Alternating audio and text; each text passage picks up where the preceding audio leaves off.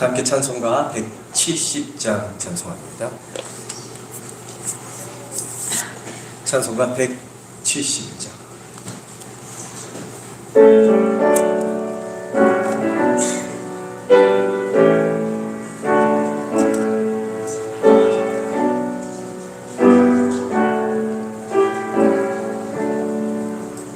내 주님은 살아계셔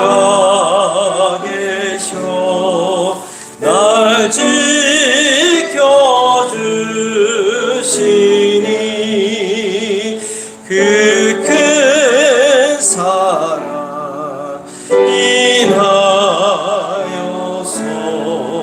나 자유 얻었네. 나의 구원 되신 주님, 내 소망 되신 주, 항상 나와 함께 하셔 곧 다시 오시리. 나를 거룩하게 하려 주 나를 부르니 주의 은혜 내게 넘쳐 주 뜻을 이루리. 굳센 믿음 나가지고 주 말씀 따르면 주님 다시 강림할 때 날 영접하. 4절만 다시 찬양합니다. 굳센 믿음 나가지고 주 말씀 따르면 주님 다시 강림할 때 날 영접하시리.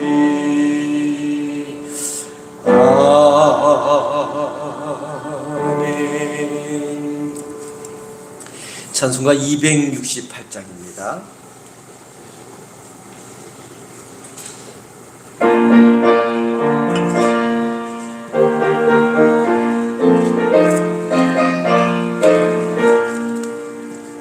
죄에서 자유를 얻게 함은 보혈의 능력, 주의 보혈. 시험을 이기고 승리하니 참 놀라운 능력이로다. 주의 보혈 능력이 또다. 주의 피 믿어 주의 보혈 그 어린 양의 매우 귀중한 피로다. 육체의 정욕을 이길 힘은 보혈의 능력, 주의 보혈. 정결한 마음을 얻게 하니 참 놀라운 능력이로다. 주의 보혈 능력이 또다. 주의 피 믿어 주의 보혈 그 어린 양의 매우 귀중한 피로다. 눈보다 더 희게 밝히는 것 보혈의 능력, 주의 보혈. 부정한 모든 것 밝히시니 참 놀라운 능력이로다. 주의 보혈 주의 피 믿어 주의 보혈 그 어린 양의 매우 귀중한 피로다. 구주의 복음을 전할 제목 보혈의 능력 주의 보혈 날마다 나에게 찬송 주니 참 놀라운 능력이로다. 주의 보혈 능력이 또다. 주의 피 믿어 주의 보혈 그 어린 양의 매우 귀중한 피. 3절 4절 다시 시작합니다. 눈보다 더 이게 밝히는 것 보혈의 능력 주의 보혈 부정한 모든 것 밝히시니 참 놀라운 능력이로다. 주의 보혈 능력이 또다. 주의 피 믿어 주의 보혈 그 어린 양의 매우 귀중한 피로다. 구주의 복음을 전할 제목 보혈의 능력 주의 보혈 날마다 나에게 찬송 주니 참 놀라운 능력이로다. 주의 보혈 능력이 또다. 주의 피 믿어 주의 보혈 그 어린 양의 매우 귀중한 주의 보혈 주의 보혈 능력이 또다. 주의 피 믿어 주의 보혈 그 어린 양의 매우 귀중한 피로다.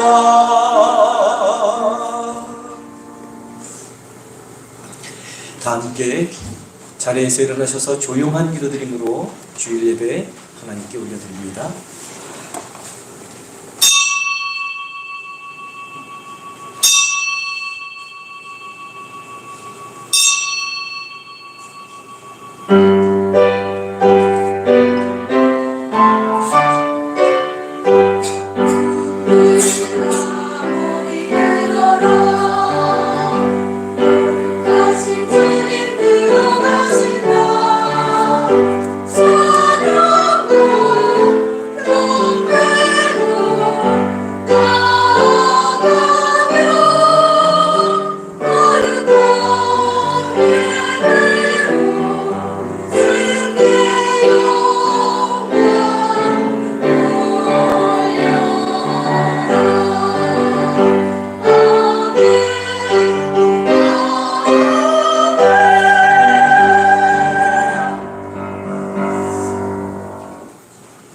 야곱아, 너를 창조하신 여호와께서 지금 말씀하시느니라.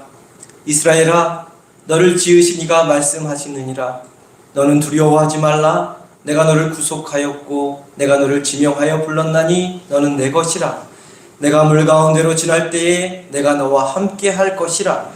강을 건널 때에 물이 너를 침몰하지 못할 것이며 내가 불 가운데로 지날 때에 타지도 아니할 것이요 불꽃이 너를 사르지도 못하리니 대전하는 여호와 내 하나님이요 이스라엘의 거룩한 이요 내 구원자임이라. 아멘.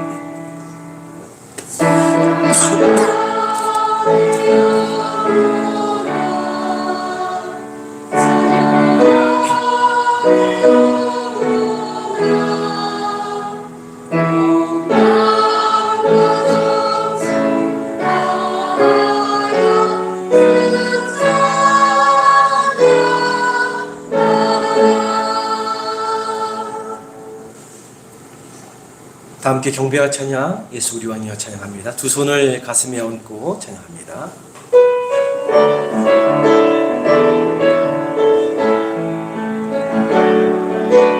예수 우리 왕이여 이곳에 오소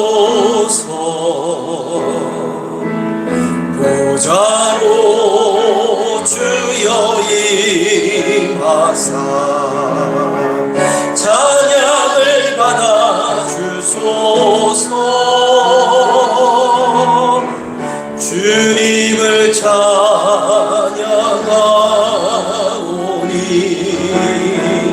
주님을 경배하오니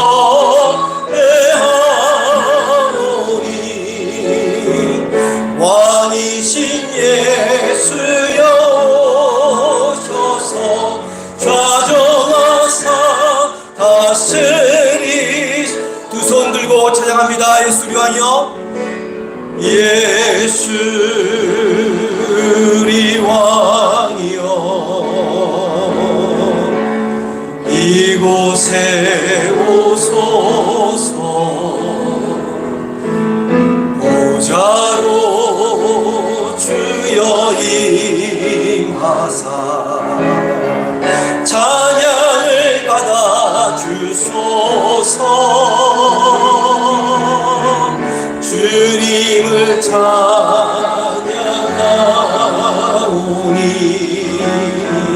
주님을 경배하오니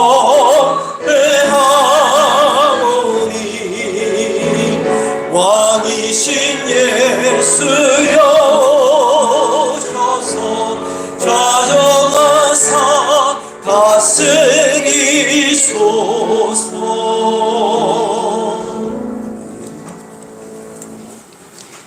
교도문 69번 이사야 40장에 있는 말씀 교독해서 봅니다.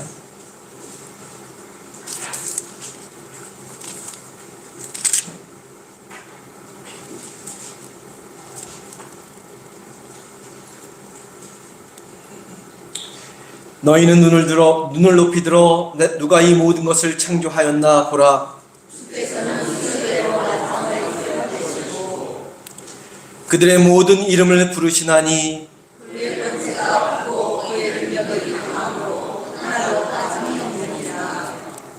야곱아 어찌하여 내가 말하며 이스라엘아 내가 이르기를 내 길은 여호와께 숨겨졌으며 너는 알지 못하였느냐 듣지 못하였느냐 영원하신 하나님 여호와 땅끝까지 창조하신 이는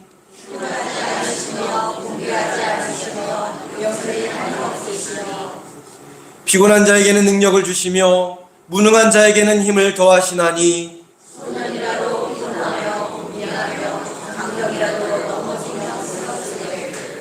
오직 여호와를 낭망하는 자는 새 힘을 얻으리니 독수리가 날개치며 올라감 같을 것이요 다른 박질하여도 곤비하지 아니하겠고 걸어가도 피곤하지 아니하리로다. 아멘. 사도신경으로 신앙 고백드립니다. 전능하사 천지를 만드신 하나님 아버지를 내가 믿사오며 그 외아들 우리 주 예수 그리스도를 믿사오니 이는 성령으로 잉태하사 동정녀 마리아에게 나시고 본디오 빌라도에게 고난을 받으사 십자가에 못 박혀 죽으시고 장사한 지 사흘 만에 죽은 자 가운데서 다시 살아나셨으며 하늘을 오르사 전능하신 하나님 우편에 앉아 계시다가 주리로서 산 자와 죽은 자를 심판하러 오시리라. 성령을 믿사오며 성도가 서로 교통하는 것과 죄를 사하여 주시는 것과 몸이 다시 사는 것과 영원히 사는 것을 믿사옵나이다. 아멘.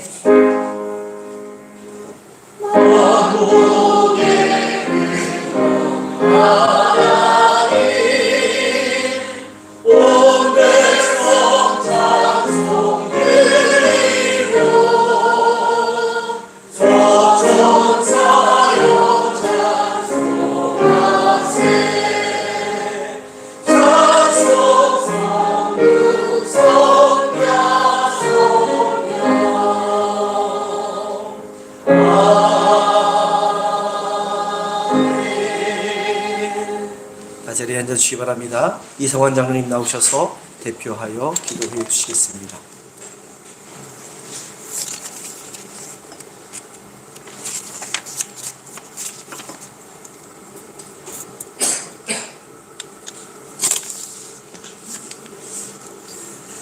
거룩하시고 은혜로우신 하나님 아버지, 저희들이 주의 도우심과 선하심을 경험하는 순간마다 감사할 수 있는 은혜를 허락하여 주시고 인도하여 주시니 고맙고 감사드립니다. 올 한 해를 은혜롭고 아름답게 마무리할 이 시간, 저희들의 삶 가운데 보이지 않게 선하시고 인자하신 주님의 손길이 저희들 여전히 도와주시고 인도하여 주심에 다시 한번 고맙고 감사드립니다. 생활하는 가운데 있는 저희들 앞에 올 한 해 동안 말로 표현할 수 없었던 힘든 일과 어려운 일도 많이 있었습니다. 또는 온몸이 아파서 그 참을 수 없는 고통스러움에 눈물의 시간들도 있었고, 각자의 가정과 일터, 자녀들에 대하여 해결해야 할 어려움도 있기도 하였지만, 어느 가정들에게는 기쁜 일과 즐거운 일도 가득하기도 하였습니다.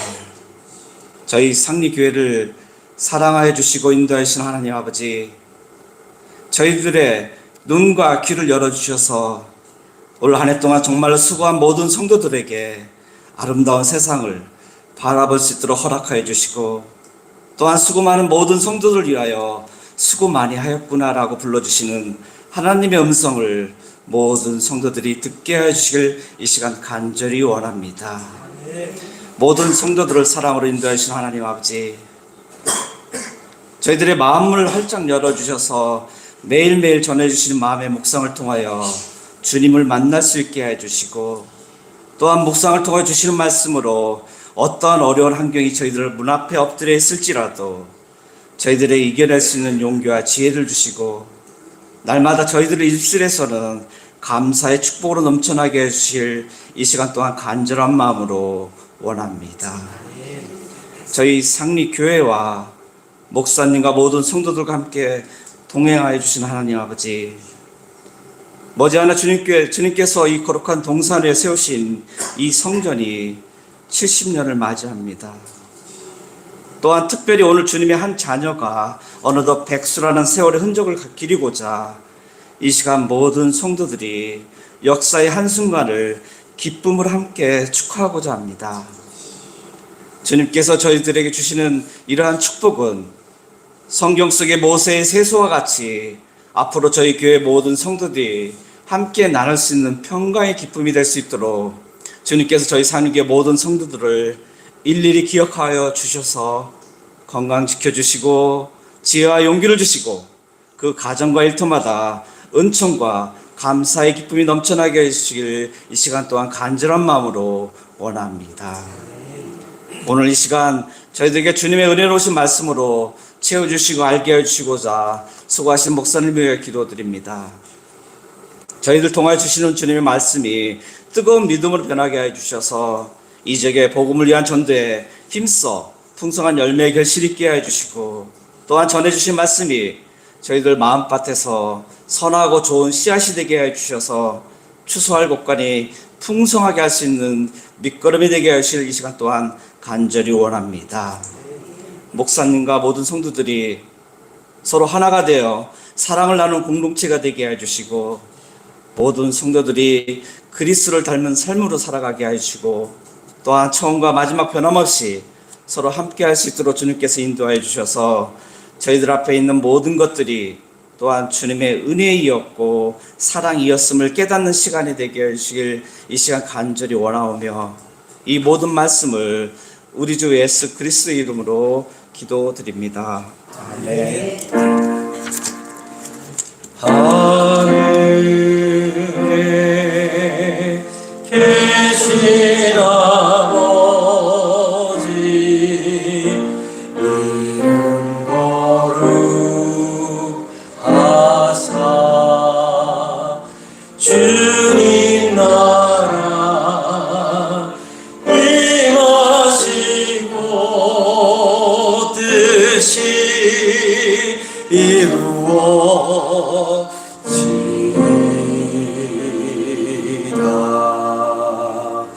일용할 양식 주시고 우리들의 큰 죄 다 용서하시고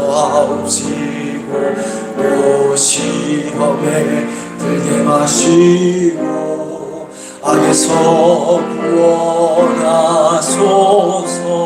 내게 주의 나라 주의 권세 주의 영광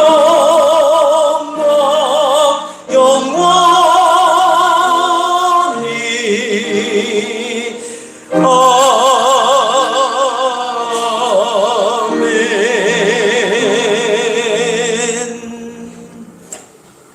이 시간 준비한 예물 하나님께 봉헌 올리겠습니다.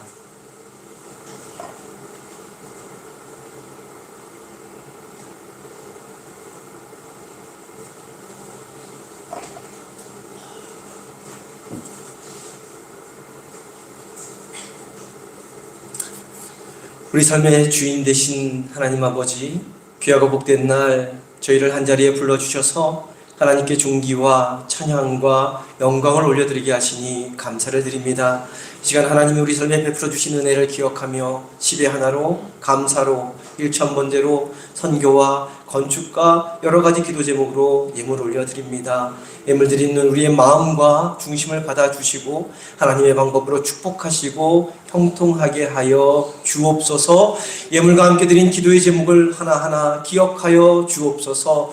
물질의 문제가 해결되게 하시고 아픔과 상처와 질병이 씻은 듯 낫게 하시며 직장과 사업장과 일터에서 어려움 당하지 않게 하시고 우리의 자녀들이 주님의 예비하심 가운데 거하도록 인도하여 주옵소서. 감사마다 감사의 제목이 들어가게 하시고 하나님이 지켜주시는 평안 가운데 거하게 하여 주옵소서.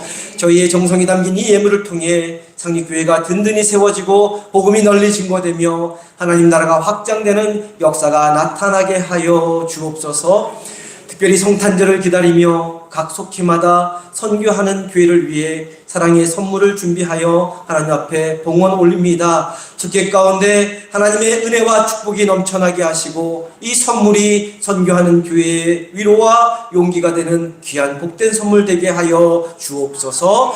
귀하신 우리 주 예수 그리스도의 이름으로 기도드립니다. 아멘.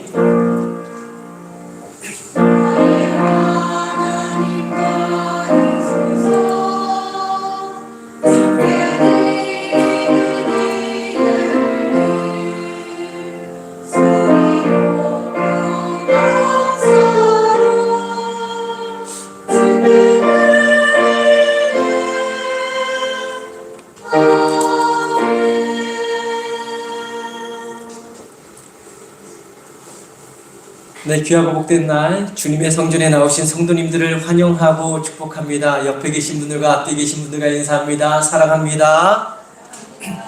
축복합니다.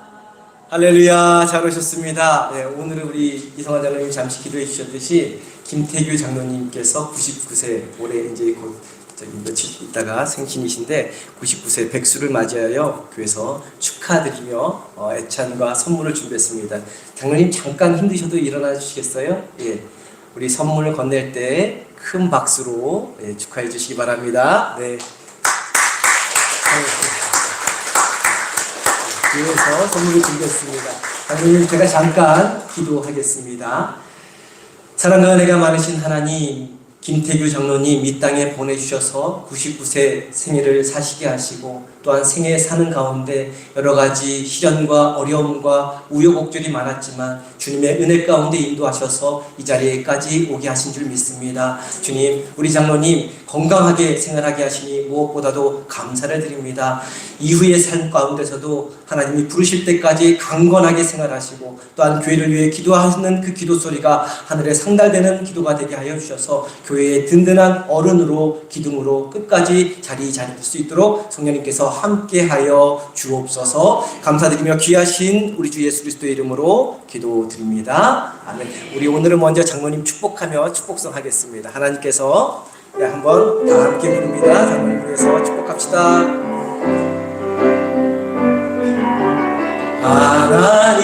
하나님께서 당신을 통해 메마른 땅에 샘물 나게 하시기를 가난한 영혼 목마른 영혼 당신을 통해 주 사랑 알기 원하네. 장로님 생신 다시 한번 축복하며 큰 박수로 보내주시기 바랍니다. 감사합니다. 예, 오늘은 우리 장로님 아드님 되시는 우리 아드님께서 함께 예배드려 주시고요. 또 우리 소라 형제 루아, 루아죠. 루아도 함께 딸 아이 루아도 함께 와서 예배 드려주십니다. 감사드리고요. 우리 김순봉 권사님 친구분들 1년에 한두 차례 오시는데 또 함께 예배 드려주십니다. 우리 앞에 계신 분들, 앞뒤에 계신 분들 축복하며 찬양합니다. 하나님께서 당신을 통해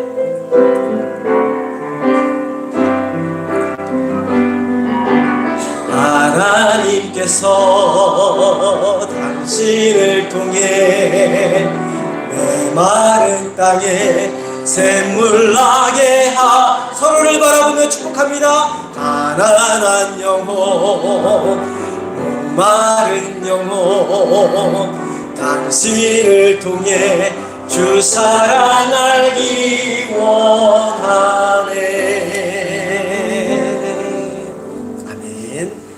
교회 출전합니다. 우리 김태규 장로님 가정에서 떡과 또 과일을 준비해 주셨고, 우리 권익화 권사님 광고를 하지 못했는데 권익화 권사님 아드님하고 우리 최진 성도님 재혼을 하셨죠. 재혼을 하셨습니다. 지난주에 주일날 재혼을 하셔서 감사로 떡을 이렇게 또 준비해 주셨습니다. 오늘 잔치입니다. 가실 때 떡을 하나씩 받아 가시기 바랍니다. 한 사람당 하나씩 준비되어 있죠. 한 사람당 한 분씩 떡을 받아가시고 예찬하실 때도 함께 나눠주시기 바랍니다. 감사를 드립니다. 예배 후에 청년부 주관해서 성탄 장식을 하는데 우리 성도님들 시간 되시는 분들은 좀 참석해 주셔서 올해는 간단하게 트리만, 성탄 트리만 교육관 그리고 본당에 성탄 트리만 장식하려고 합니다. 시간 되시는 분들은 좀 도와주시고요. 또 잔치가 있습니다. 돌아오는 토요일 11월 30일 오후 2시에 우리 교회 신영 형제 뒤에 앉아있는데 박신영 형제하고 우리 앞에 앉아있는 김규희 자매 8년 전에 했나요? 몇 년 전에 했나요? 그죠? 8년 전에 했는데 제가 올 때 연애 시작해가지고 이제 결혼식을 합니다. 얼마나 감사한지 모릅니다. 결혼식을 합니다. 장소는 의정부 경민 컨벤션 웨딩 6층 아모리스 홀이고요. 차량은 상리마을회관 11시 50분에 출발을 하고 연천역에서는 12시 10분, 전곡역에서는 12시 30분에 이렇게 각각 출발합니다. 제가 교회 차량으로는 시간을 제가 주례를 해야 돼서 아마 이 차량이 있기 때문에 꼭 필요하신 분들만 저한테 신청을 하셔서 제가 모시고 가겠습니다. 제가 시간은 아직 정해지지 않아서 주례에 맞춰서 가려고 합니다. 가급적이면 버스를 이용해 주시고요. 힘드신 분들만 저희 집사람에게 연락 주시기 바랍니다. 금요 중부 기도 모임은 12월 1월 2달간 방학을 합니다. 추수감사절과 성탄절을 통해 교회에서 준비한 사랑의 선물이 은혜 가운데 잘 전달되고 그리스도의 사랑이 드러나는 선물이 되도록 기도해 주시기를 바랍니다. 오늘 이렇게 또 준비해 주셔서 감사드립니다. 카나다에 후원하는 교회는 우리 여기 지방에 있는 어려운 교회에 돕도록 그렇게 하겠습니다. 그렇게 돕고 나누도록 하는데 그 선물이 전달될 때 은혜 가운데 잘 전달될 수 있도록 위에서 기도해 주시기를 바랍니다. 찬송가 406장 찬송합니다.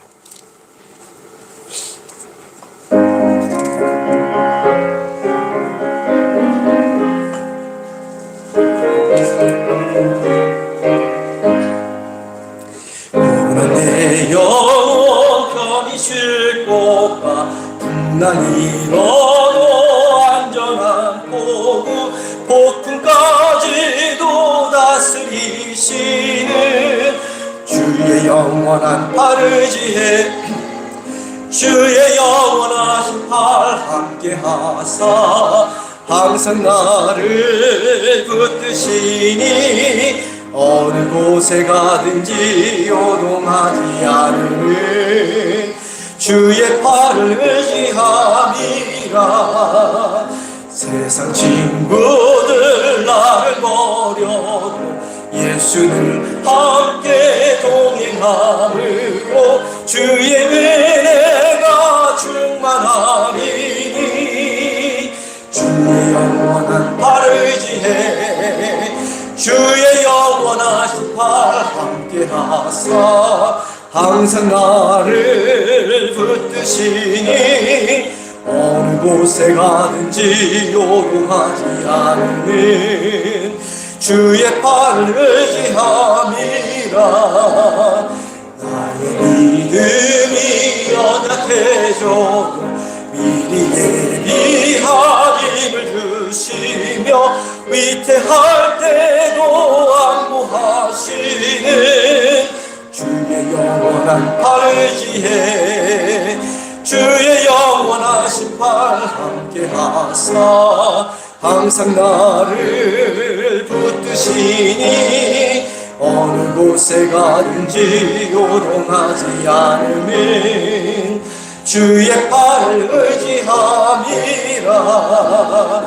능치 못한 것 주께 없으니 나의 일생을 주께 맡기며 나의 모든 짐 대신 지시는 주의 영원한 팔을 지혜 주의 영원하신 팔 함께 하사 항상 나를 붙드시니 어느 곳에 가든지 요동하지 않으면 주의 팔을 의지함이라.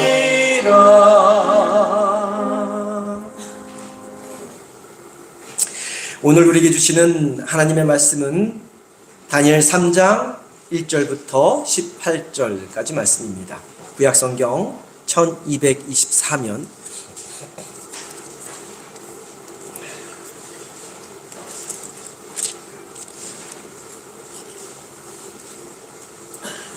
다니엘서 3장 1절부터 18절까지 말씀 저와 함께 교독해서 봅니다. 제가 먼저 봅니다. 느부갓네살 왕이 금으로 신상을 만들었으니 높이는 60규빗이요 너비는 6규빗이라. 그것을 바벨론 지방의 두라 평지에 세웠더라. 느부갓네살 왕이 사람을 보내어 총독과 수령과 행정관과 노사와 재무관과 재판관과 법률사와 각 지방 모든 관원을 느부갓네살 왕이 세운 신성의 낙성식에 참석하게 하며 이에 총독과 수령과 행정관과 모사와 재무관과 재판관과 법률사와 각 지방 모든 관원이 느부갓네살 왕이 세운 신상의 낙성식에 참석하여 느부갓네살 왕이 세운 신상 앞에 서니라. 선포하는 자가 크게 외쳐 이르되 백성들과 나라들과 각 언어로 말하는 자들아 왕이 너희 우리에게 명하시나니 너희는 나팔과 피리와 수금과 사면금과 양금과 생황과 및 모든 악기 소리를 들을 때에 엎드려 느부갓네살 왕이 세운 금 신상에게 절하라. 엎드려 절하지 아니하는 자는 즉시 맹렬히 타는 풀무불에 던져 넣으리라 하였더라.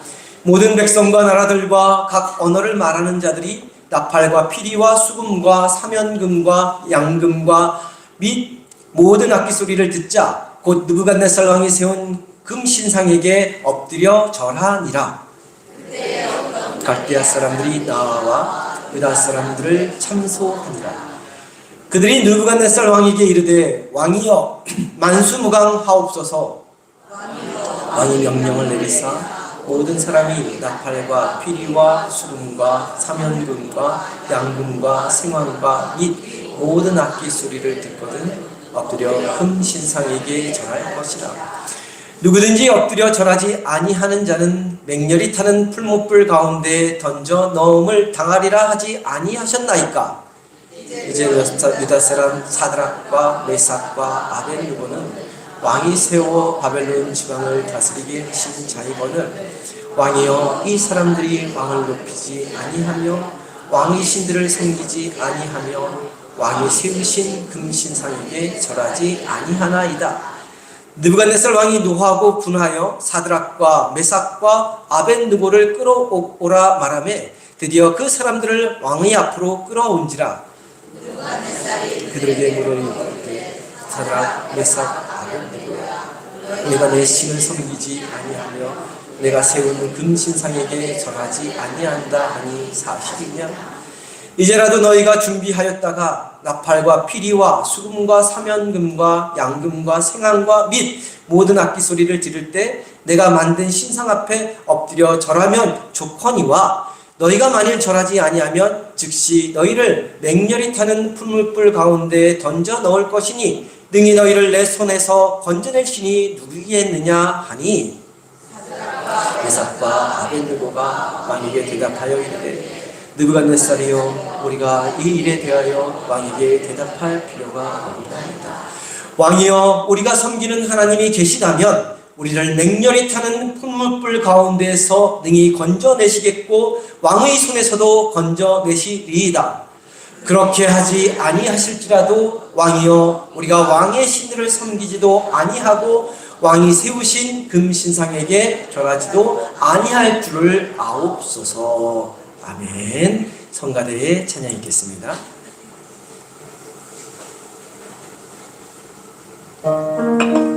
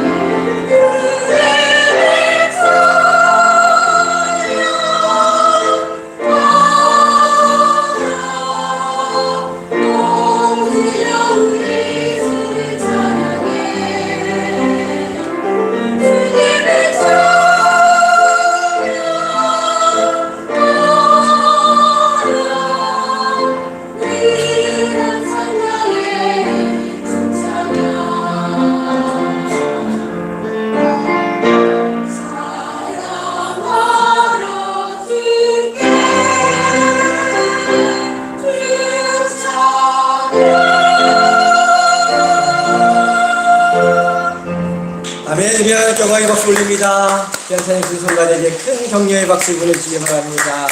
감사합니다. 기도하겠습니다. 사랑과 은혜가 많으신 하나님, 우리 삶을 지키시고 돌보시고 인도하여 주시는 그 놀라운 은혜 저희들을 마음속에 새기게 하시고 감사로 살게 하시고 무엇보다도 우리 입술에서 찬양이 떠나지 않는 삶이 되게 하여 주옵소서. 오늘도 말씀 앞에 섭니다. 부족하고 죄 많은 연약한 사람의 입술을 통해서 하나님의 말씀이 선포되지만 이 시간 우리와 함께 하시는 성령님께서 우리 각자 심령에게 꼭 들려주시는 귀한 복된 생명의 말씀 듣게 하시고 새기게 하시고 하나님 나라를 볼 수 있는 영안을 허락하여 주옵소서. 귀하신 예수 그리스도의 이름으로 기도드립니다. 아멘. 지난 시간 우리 함께 말씀을 나누었듯이 다니엘은 왕의 꿈을 말하고 해석해 주므로 위기에서 자신의 생명뿐만 아니라 수많은 사람들의 생명을 구하게 됩니다. 그뿐만 아니라 바벨론 대제국의 느부갓네살 왕이 다니엘 앞에 무릎을 꿇을 정도로 존경을 받고 대우를 받았습니다. 그로 인해서 다니엘과 세 명의 친구들은 모든 부분에서 풍족하게 누리는 삶, 명예와 권력을 한 몸에 지닌 영광스러운 삶을 살게 되었습니다. 그런데 그렇게 평생을 살았으면 얼마나 좋았을까요? 이집트 제국의 총리 대신이 누구였습니까? 우리 요셉이 이집트 제국의 총리 대신 되지 않았습니까? 요셉은 총리 대신이 되어서 말년까지 형통하게 지낸 요셉처럼 끝까지 아무런 일 없이 살았으면 얼마나 좋았겠습니까? 왕의 꿈을 알려주고 해석한 지 오랜 세월이 흐른 후에 다니엘의 세 친구는 또다시 큰 시련 가운데 처하게 됩니다. 그 내용이 오늘 함께 읽은 말씀이죠. 오늘 말씀의 시간적 배경은 다니엘이 느부갓네살 왕의 꿈을 해몽한 지 지난주 말씀을 나눈 지 몇 년? 15년이 경과된 후에 상황이 나타나는 말씀이 3장 1절의 말씀입니다. 1절 말씀을 보니까 느부갓네살 왕이 금으로 된 신상을 만들었는데 높이가 60규빗, 너비는 6규빗이라고 말씀하고 있습니다. 그러니까 높이가 대략 30m, 아파트 10층 정도의 높이의 거대한 신상입니다. 너비는 3m가량 되는 금신상을 만든 것이죠. 아무것도 없는 평지에 아파트 10층 높이의 거대한 큰 신상이 서 있다고 생각해 보십시오. 그것도 신상 전체가 금으로, 성도님들 좋아하시는 금으로 된 신상 앞에 서 있다고 생각해 보십시오. 완전히 그 신상 앞에 압도될 것이고 경외감마저 들 것입니다. 그 신상 앞에 자기도 모르는 사이에 엎드려 절하고 싶은 사람도 있었을 것입니다. 하나님 앞에 무릎을 꿇고 하나님만이 모든 신들 위에 신이라고 고백했던 그 느부갓네살 왕이 세월이 흐르자 완전히 전혀 다른 사람이 된 것처럼 행동하면서 바벨론 제국을 위하여 그리고 자신을 위하여 금신상을 세운 것입니다. 그런데 이러한 신상을 세우는 것은 고대 사회에만 그랬던 것이 아니죠. 우리와 지척에 있는 북한의 김일성 동상도 그렇고 과거 소련의 스탈린 동상도 그렇고 이라크의 후세인 동상도 마찬가지입니다. 이 동상들은 죽은 사람을 기리는 동상으로 만들어진 것이 아니라 모두 다 살아있을 때 만들어진 동상입니다. 권력이 사람을 어떻게 신격화시키는지 단적으로 보여주는 것이 바로 살아있을 때 자신을 위한 동상이나 신상을 세우는 것이죠. 특히 느부갓네살 왕이 세운 이 신상은 겉에만 금으로 도금한 것이 아닙니다. 신상 전체를 금으로 다 만든 그러한 신상이었습니다. 도금만 해도 아파트 10층 높이 3m 넓이의 금으로 도금만 해도 어마어마한 양의 금이 필요한데 그 거대한 신상 전체를 금덩어리로 만들었다면 상상할 수 없는 양의 금이 들어간 그러한 금신상을 세워놓은 것이죠. 그러면 다니엘이 꿈을 해석해 줄 때 변방 노예에 불과했던 다니엘에게 겸손히 무릎 꿇고 자신이 섬기는 마르뚝 신보다 하나님이 더 크고 하나님이 더 위대하다고 높였던 느부갓네살 왕이 왜 이와 같은 신상을 만든 것일까요? 두 가지 이유가 있습니다. 느부갓네살 왕이 이와 같은 신상을 만든 첫 번째 이유는 아이러니하게도 바로 자신이 꾸었던 바로 그 꿈 때문에 만든 것이죠. 다른 점이 있다면 꿈에 보았던 신상은 머리만 금빛이었습니다. 가슴은 뭐였습니까? 나머지 부분은 은, 동, 철, 흙과 철이 섞여 있는 그러한 신상으로 만들어진 신상을 보지 않았습니까? 근데 느부갓네살 왕은 그 신상의 머리, 곧 금으로 된 머리가 바벨론 제국이며 그 바벨론 제국은 곧 왕인 자기 자신이라는 그 해석을 듣게 되었습니다. 그래서 그 신상의 머리 끝에서부터 발끝까지 전체를 뭐로 만든 거예요? 금으로 다 만들어 버린 것입니다. 우리 3장 1절 말씀 한 목소리로 봅니다. 3장 1절입니다. 함께 봅니다. 느부갓네살 3장 1절 말씀 PPT 3장 1절 말씀 함께 봅니다. 느부갓네살 왕이 금으로 신상을 만들었으니 높이는 60규빗이요 너비는 6규빗이라 그것을 바벨론 지방의 두라 평지에 세웠더라. 그러면 엄청난 크기의 신상을, 그것도 전체를 순금으로 만든 이유가 무엇일까요? 한마디로 다니엘서 2장에서 보았던 하나님의 계시가 틀렸다는 것입니다. 자신이 건설한 바벨론 대제국은 머리로만 끝나는 것이 아니라는 것입니다. 신상의 머리부터 발끝까지 다 금으로 되어 있듯이 금을 상징하는 바벨론 제국은 영원할 것이라는 것이지요. 또한 서로 다른 재료였기 때문에 날아온 돌에 의해 신상이 부서진 것이지 전체가 금으로 되어 있다면 부서질 이유가 없다 생각했던 것입니다. 다니엘이 보여준 그 꿈의 해석을 자기 식대로 바꾸어 해석해서 이와 같은 금신상을 만들어낸 것이죠. 금신상을 만든 두 번째 이유는 앞서 말씀드렸듯이 15년이라는 시간이 지나면서 느부갓네살 왕의 입지가 달라졌기 때문에 금신상을 만든 것입니다. 사실 느부갓네살 왕이 다니엘로부터 꿈의 내용을 들었을 때는, 2장 말씀 후반절에 들었을 때는 20대 중반의 젊은 왕이었습니다. 바벨론이라는 대제국을 이룩하기는 하였지만 아직은 모든 것이 다 정비되지 않았던 그러한 불안정한 시기였습니다. 하나님을 신으로 섬기는 남유다 땅도 점령하기는 했지만 완전히 정복하지 못한 상태였습니다. 다니엘은 우리가 예전에 살펴봤듯이 1차 침공 때 끌려왔던 노예였고 앞으로 15년에 걸쳐서 2차례 더 침공해서 정복하는 일이 남아있던 그러한 시기였습니다. 꿈을 꿀 당시에는 남유다 왕국뿐만 아니라 주변국들도 완전히 제압한 상태가 아니었기 때문에 언제 어떻게 될지 모른다는 경계심이 있었고 겸손할 줄도 알았던 것이죠. 그러나 15년이라는 시간이 지나는 동안, 그래서 40대 초반의 나이가 될 때까지 다른 국가를 정복하는 전쟁에서 단 한 차례도 져본 적이 없었습니다.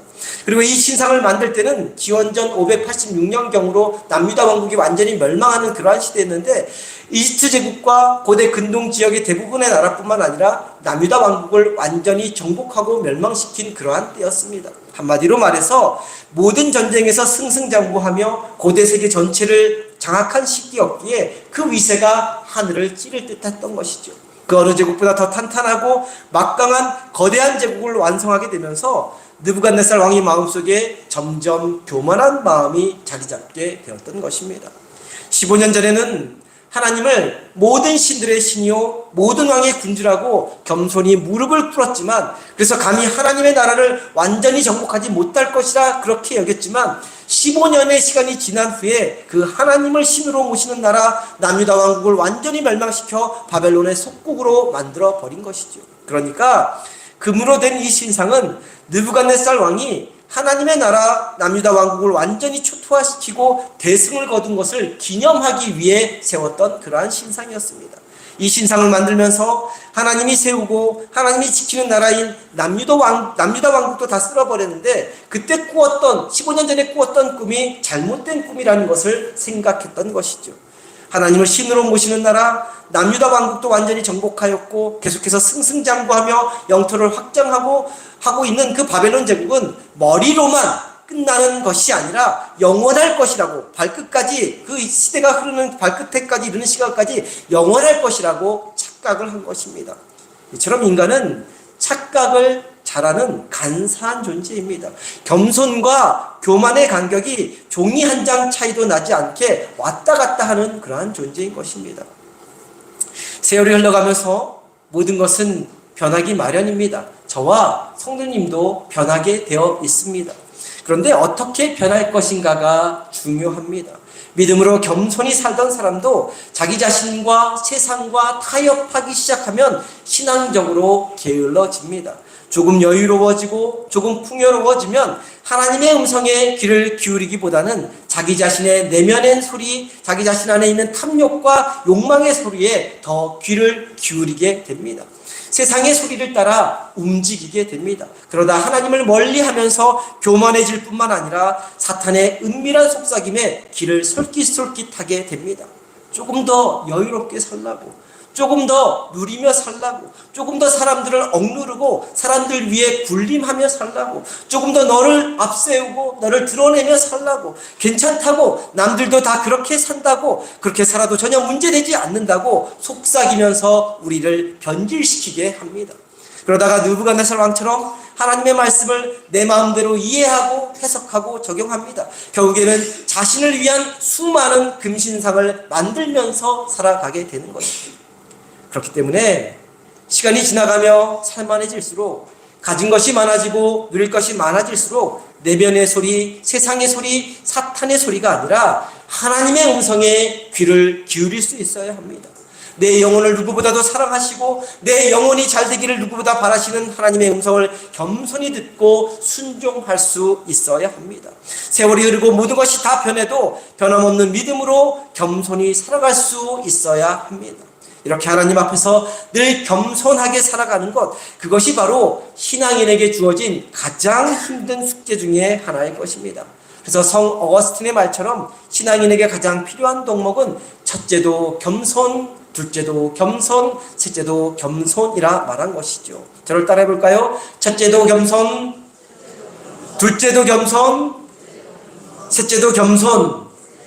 할렐루야. 서로 인사합시다. 겸손하게 삽시다. 할렐루야. 예, 사랑하는 성도님, 우리 각자의 인생을 순금으로 만드는 인생이 아니라 우리의 믿음을 순금처럼 만들어가는 저와 성도님 될 수 있기를 간절히 소망합니다. 세상은 변하고 환경과 상황이 다 변해가도 변치 않는 순금 같은 믿음으로 살아가면서 주님으로부터 인정받고 칭찬받는 참된 신앙인들이 다 될 수 있기를 간절히 소망합니다.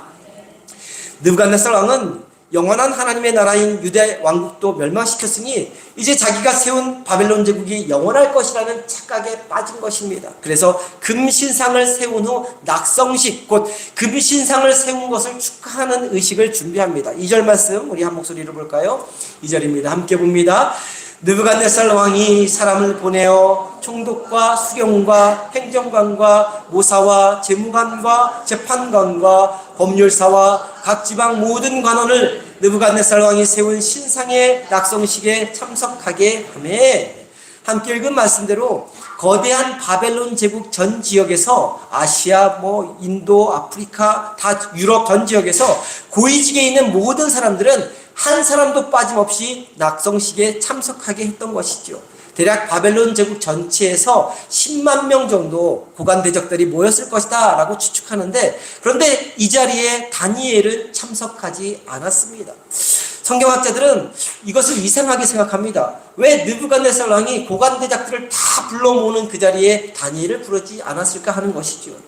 국가의 중대한 행사에 국무총리인 다니엘을 부르지 않는 것이 이상하다는 것입니다. 다니엘이 참석하지 않은 것이 이상하다는 것이죠. 역사적 자료나 성서적 자료가 없기 때문에 우리는 미루어 짐작할 수밖에 없습니다. 아마도 느부갓네살 왕이 다니엘이 어떤 사람이라는 것을 너무나 잘 알고 있었기 때문에 부르지 않은 것이 아닌가 생각해 볼 수 있습니다. 느부갓네살 왕은 20대의 젊은 시절부터 다니엘을 가까이에 두고 지켜보았습니다. 바로 옆에 두고 지켜보지 않았습니까? 다니엘의 실력도, 다니엘의 인품도, 다니엘이 그 어떤 것에도 두려움이 없다는 것을 알고 있었습니다. 무엇보다도 다니엘의 순금 같은 믿음, 불굴의 믿음, 온전한 믿음, 하나님에 대한 절대적인 믿음이 어떠한지 너무나 잘 알고 있었기 때문에 다니엘을 그 자리에 불러보았자 좋은 모습을 못 볼 것을 알고 있었기 때문이었습니다. 그러니까 느부갓네살 왕은 일부러 다니엘을 부르지 않았던 것입니다. 왜냐하면 초청되어 모인 수많은 사람들 전체가 하나도 빠짐없이 근신상 앞에서 10만 명이나 되는 사람들이 절을 해야 하는데, 다니엘은 분명히 절하지 않을 것을 느부갓네살 왕이 이미 너무나 잘 알고 있었기 때문이었습니다. 만일 다니엘이 절하지 않으면 절대 군주로, 그리고 신처럼 군림하려는 자신의 입장도 정말 난처해지기 때문에 일부러 먼 나라에 출장을 보냈던지 아니면 휴가를 보냈던지 어떻게 해서든 신상 앞에 절하는 그 낙성식에 참여하지 못하게 했던 것이죠. 그런데 그 자리에는 다니엘의 세 친구들이 있었습니다. 다니엘은 왕궁에서 총리 대신으로 왕의 측근에서 일했던 반면, 다니엘의 세 친구는 바벨론 제국의 속국인 나라 지방 관리나 총독으로 파견되어 있었기 때문에 그들은 그들의 믿음은 왕의 시야에서 벗어나 있었던 것이죠. 그래서 이 낙성식에 불려 나온 것으로 보입니다. 다니엘은 그 상황을 벗어날 수 있었지만 다니엘의 세 친구 앞에는 또다시 새로운 위기가 찾아오게 된 것입니다.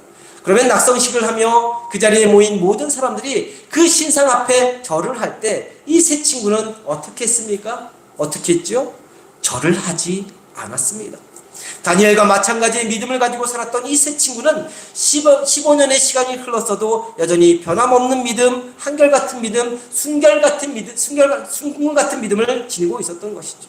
15년 동안 고관대작이 되어서 남부럴 것 없이 누리며 편안하고 안락한 생활을 하며 지냈을지 모르지만, 그리고 가족을 꾸리고 자녀를 낳아 행복한 가정을 이루고 있었을지 모르지만, 그런 생활이 그들의 믿음을 변질시키지 못했다는 겁니다. 타협하지 못하게 만들었다는 것이죠. 15년 전이나 지금이나 변함없는 순금 같은 믿음을 지녔기 때문에 청소년 시절 왕의 음식을 먹지 않았던 것처럼 성인이 되어서도 그 신상 앞에 절하지 않았던 것입니다. 모든 사람이 절하는 그 자리에서 절하지 않으면 용광로같이 맹렬히 타는 풀무불에 던져져 죽임을 당할 줄 알았지만 다니엘의 세 친구는 절하지 않았던 것입니다.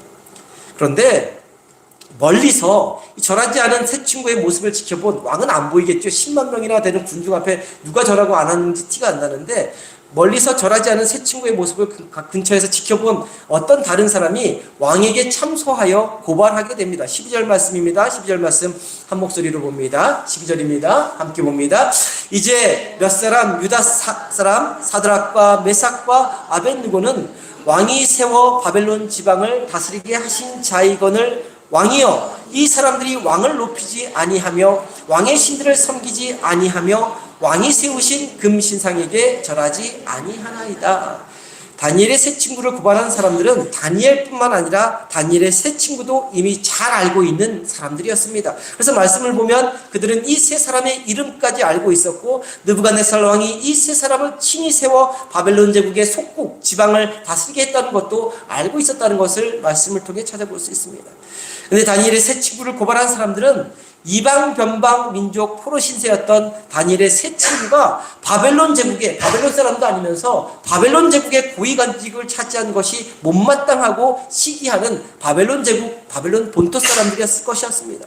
그래서 신상에 절하지 않는 모습을 보고 왕 앞에 쭈르륵 달려가서 다니엘의 세 친구가 왕이 세운 금신상에 절하지 않는다고, 왕이 베풀어준 은혜를 무시하고 왕을 높이지 않는다고, 왕이 내린 명령을 우습게 여긴다고 고발한 것입니다.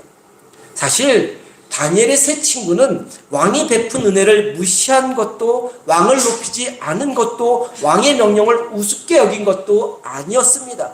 누구보다 느부갓네살 왕이 세운 바벨론 제국을 부강하게 하기 위해 맡은 바 임무를 충실히 수행했을 뿐만 아니라 다른 지역의 본이 될 정도로 탁월하게 맡겨진 지방을 이끌어갔던 그러한 인물들이었습니다. 왜냐하면 하나님의 사람은 자신에게 맡겨진 일에 대해 성실한 삶을 사는 사람들이면서 동시에 주변을 변화시키는 사람들이기 때문입니다.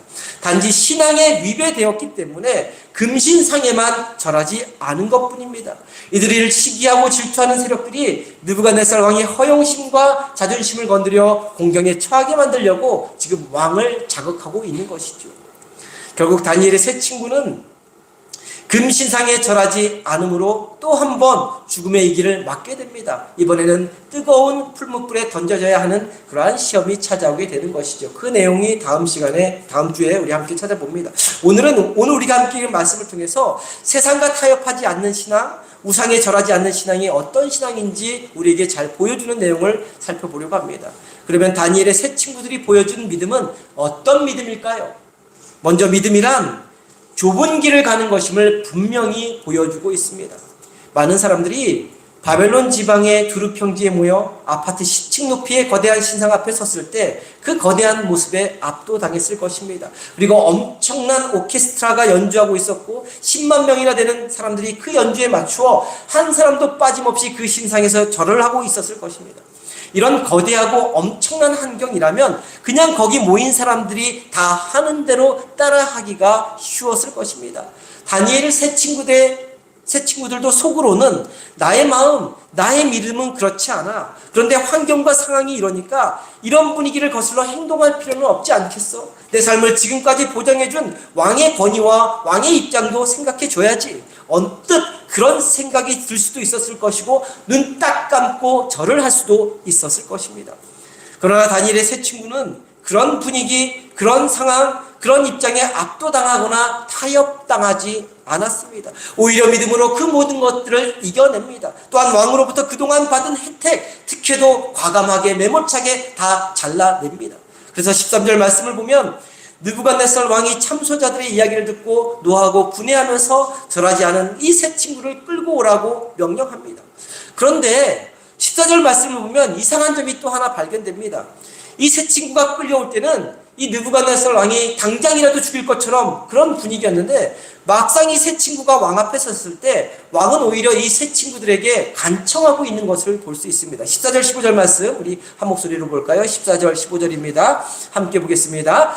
느부갓네살이 그들에게 물어 이르되 사드락 메삭 아벳느고야 너희가 내 신을 섬기지 아니하며 내가 세운 금신상에게 절하지 아니한다 하니 사실이냐? 이제라도 너희가 준비하였다가 나팔과 피리와 수금과 사명금과 양금과 생황과 및 모든 악기 소리를 들을 때 내가 만든 신상 앞에 엎드려 절하면 좋거니와 너희가 만일 절하지 아니하면 즉시 너희를 맹렬히 타는 풀물불 가운데 던져 넣을 것이니 능히 너희를 내 손에서 건져낼 신이 누구이겠느냐 하니 말씀을 자세히 살펴보면 먼저 느부갓네살 왕이 그 새 친구를 즉시 풀무불에 던지라 말하지 않고 오히려 너희들이 정말 절하지 않았느냐라고 물어보고 있습니다. 물어보았으면 대답을 기다려야 하지 않습니까? 네, 절하지 않았습니다. 대답을 기다려야 하는데 대답을 또 기다리지 않습니다. 계속해서 15절 말씀을 보면 오히려 너희가 지금이라도 절하면 좋겠다라고 지금 요청하고 있는 것을 볼 수 있습니다. 지금이라도 괜찮으니까 지금이라도 절을 해라. 그러면 내가 그냥 눈 감아 줄게. 그냥 아무렇지도 않은 일처럼 넘어가 줄게 하는 식으로 지금 봐주고 있는 그러한 모습을 볼 수 있습니다. 분노한 왕이 왜 이렇게 여지를 두는 것일까요? 느부갓네살 왕의 성격을 볼 때 앞뒤 가리지 않고 절여지지 않는 사람들을 향해 분노를 표출하면서 당장에 풀무불에 집어넣으라고 하는 것이 당연할 것인데 왜 이렇게 지금 여지를 두는 것일까요? 절하지 않은 사람들이 자신 앞에 끌려왔을 때 그들이 누구인지 알아보았기 때문입니다. 그래서 사드락, 메삭, 아벳느고야 하며 이름까지 불렀던 것이고 무엇보다도 이 세 사람은 총리 대신 다니엘의 절친으로 성실하고 탁월하게 맡은 바 임무를 충실히 수행해서 타 지역의 모범이 되도록 지방을 이끌었던 인물들이라는 것을 알아보았기 때문이었습니다. 사람들로부터 인정받고 존경받는 인물들이었으며 느부갓네살 왕의 수하에 있는 수많은 관리들 중에 손에 꼽히는 관리들이었기 때문이었습니다. 무엇보다도 이들이 신상 앞에 절하지 않았다면 다니엘처럼 자신들의 믿음을 굽히지 않을 것이라는 것도 뒤늦게 알아차리게 된 것입니다. 느부갓네살 왕의 입장에서는 다니엘만 없으면 될 줄 알았는데 새 친구는 생각지도 못했던 것이죠. 그래서 여지를 둔 것이고 이제라도 늦지 않았으니 제발 좀 절해달라고 사람들 앞에서 왕인 내 체면 좀 세워달라고 그러면 없던 일로 해주겠다고 오히려 설득하고 요청하고 있는 것입니다. 보통의 경우라면 이와 같은 요청에 응답하기가 참 쉽습니다. 게다가 절대 권력을 지닌 왕의 말이기 때문에 못 이기는 척하고 수많은 고관대작들 10만 명이나 모인 사람들 앞에서 왕의 체면과 권위를 세워주며 타협하기가 쉽습니다. 그러나 다니엘의 새 친구는 왕의 이런 배려와 요청까지도 거절합니다. 그들의 믿음을 굽히지 않았던 것이죠. 이런 의미에서 세상에서의 신앙생활은 고독하다 할 수 있습니다. 그러나 십자가의 길이 원래 그런 것입니다. 좁은 길인 것입니다. 남들이 가지 않는 길을 가야 하는 길인 것입니다. 어려서부터 변함없이 좁은 길, 십자가의 길을 묵묵히 걸어왔기 때문에 15년의 시간이 흘렀음에도 이 친구들의 신앙은 조금도 흐트러지지 않았던 것이죠. 소년이었을 때 왕궁의 음식을 거절하던 그 믿음의 패기가 15년이 지난 지금도 그대로 살아있게 된 것입니다. 근데 좀 더 생각해 보면 15년도 그냥 15년이 아니라 성공하고 누리는 15년이었습니다. 그러면 어느 정도 세상에 물들만 하고 어느 정도 변할만 하고 어느 정도 타협할 만도 한데 전혀 그렇지 않았던 것이죠. 바로 십자가의 길, 좁은 길을 걸어가야 하는 저와 성도님이 본받아야 하는 믿음이라는 것이죠. 둘째로 참된 믿음이란 날마다 구원신앙과 순교신앙으로 사는 것이라는 것을 우리에게 보여줍니다. 이 친구들이 15년이 지난 지금도 믿음이 변치 않았는데 변하지 않은 것에는 그만한 이유가 있었습니다. 이들이 한 말 가운데서 찾아볼 수 있는데요. 17절 말씀 한 목소리로 봅니다. 17절입니다. 함께 봅니다. 왕이여, 우리가 섬기는 하나님이 계시다면 우리를 맹렬히 타는 풀무불 가운데서 능히 건져내시겠고 왕의 손에서도 건져내시리이다. 이 구절이 우리에게 보여주는 것은 구원신앙입니다. 절망의 상황에서 건져주시고 죽음 가운데서도 살려주시는 하나님의 은혜, 곧 구원신앙을 고백하고 있는 것입니다. 이사야 예언자의 말씀, 야곱아 너를 창조하신 여호와께서 지금 말씀하시느니라. 이스라엘아 너를 지으신 이가 말씀하시느니라. 너는 두려워하지 말라. 내가 너를 구속하였고 내가 너를 지명하여 불렀나니 너는 내 것이라. 내가 물 가운데로 지날 때에 내가 너와 함께할 것이라. 강을 건널 때에 물이 너를 침몰하지 못할 것이며 내가 불 가운데로 지날 때에 타지도 아니할 것이요 불꽃이 너를 사르지도 못하리니 대전하는 여호와 내 하나님이요 이스라엘의 거룩한 이요 내 구원자임이라. 라는 이 말씀처럼 하나님이 반드시 구원해 주실 것이라는 그 믿음을 고백했던 것입니다. 그러나 이들의 믿음은 이와 같은 이 땅에서의 구원신앙으로 끝나지 않았습니다. 계속해서 18절 말씀 한 목소리로 봅니다. 18절입니다. 함께 봅니다. 그렇게 하지 아니하실지라도 왕이여 우리가 왕의 신들을 섬기지도 아니하고 왕이 세우신 금신상에게 절하지도 아니할 줄을 아옵소서. 이 구절이 보여주는 신앙은 어떤 신앙일까요?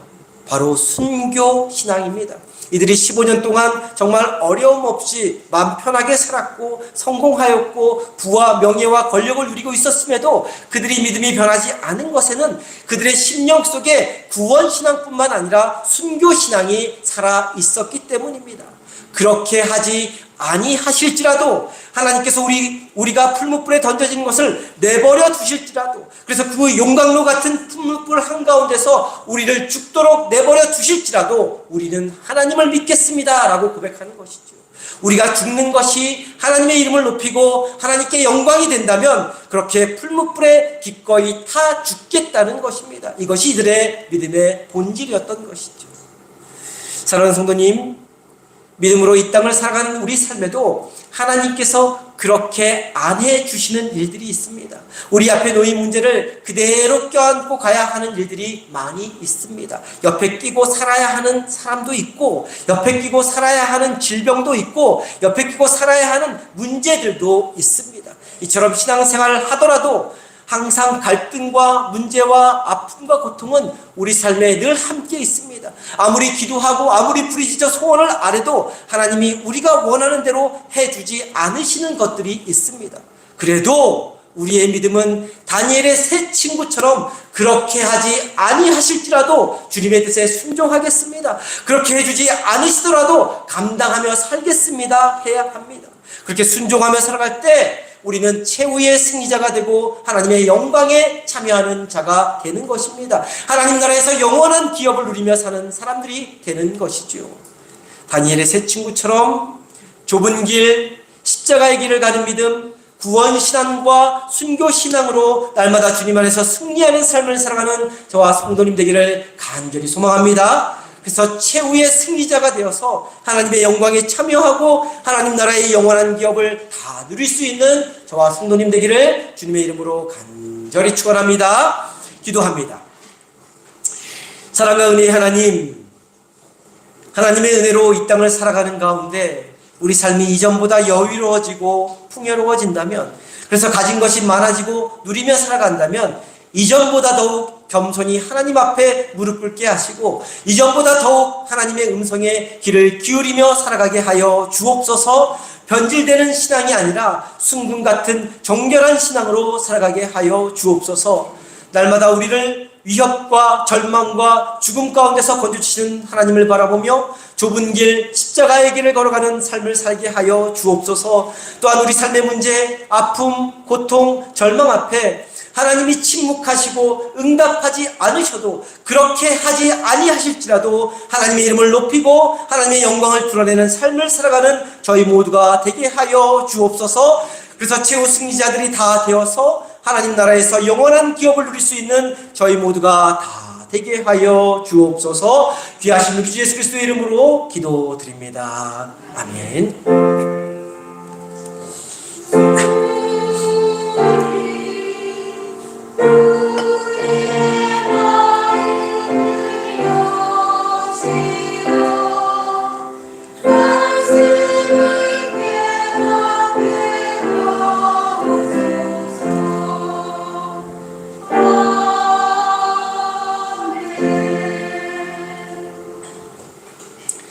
다 함께 자리에서 일어나셔서 찬송가 336장 찬송합니다.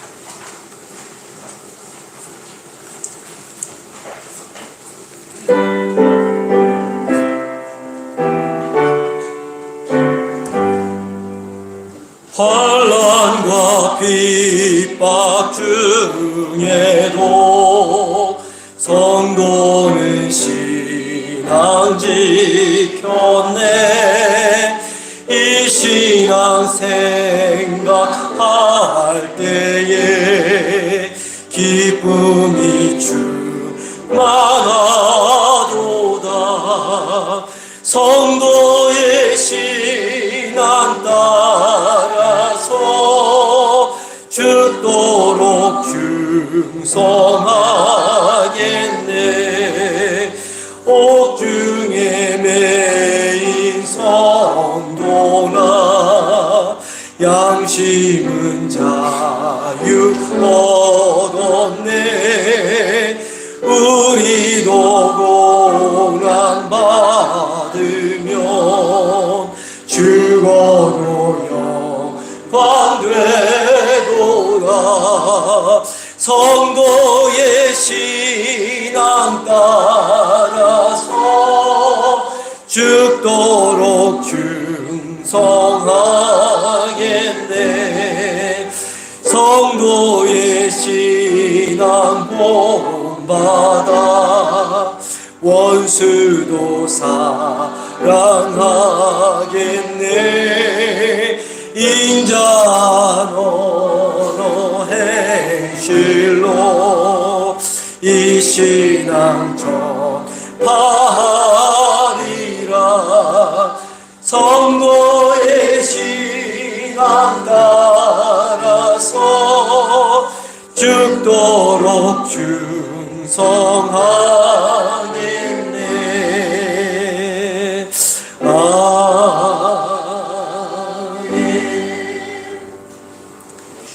기도합니다. 지금은 십자가에서 죽으시기까지 우리를 품어주신 우리 주 예수 그리스도의 은혜와 하나님 아버지의 크고 높고 깊은 사랑과 우리를 지키시고 도우시고 인도하시는 성령님의 감화감동 역사하심이 그렇게 하지 아니하실지라도 하나님의 뜻을 이루며 감사로 살아가고자 결단하며 들어가는 성도님들의 머리머리 위에 이제부터 영원토록 함께하여 주시기를 간절히 축원하옵나이다. 아멘.